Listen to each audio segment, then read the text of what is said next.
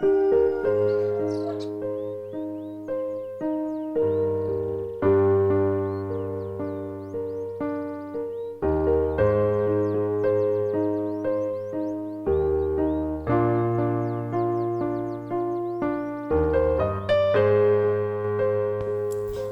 be like Jesus, control of appetite to begin in childhood.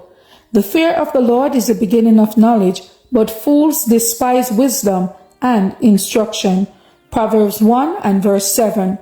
Not only has disease been transmitted from generation to generation, but parents bequeath to their children their own wrong habits, their perverted appetites and corrupt passions. Men and women are slow to learn wisdom from the history of the past. The strange absence of the principle that characterized the present generation, the disregard of the laws of life and health, is astonishing.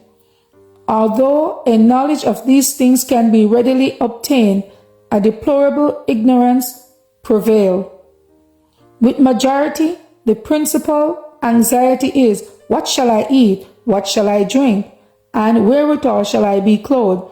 Notwithstanding all that has been said and written upon the importance of health and the means to preserve it, appetite is the great law which governs men and women generally.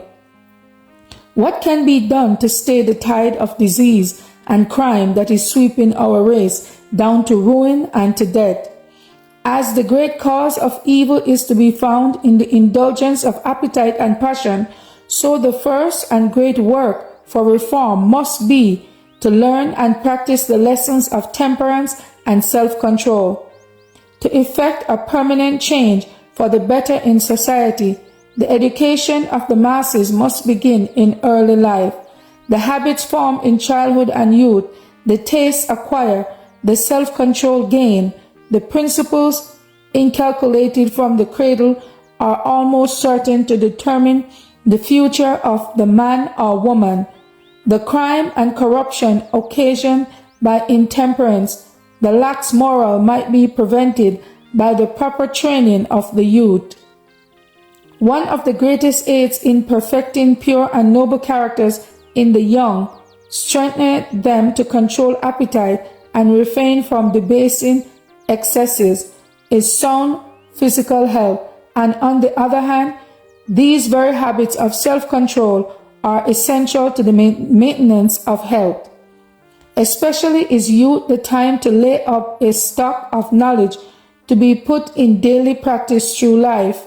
Youth is the time to establish good habits, to correct wrong ones already contracted, to gain and to hold the power of self-control, and to lay the plan and accustom oneself to the practice of ordering all the acts of life with reference to the will of God and the welfare of our fellow creatures.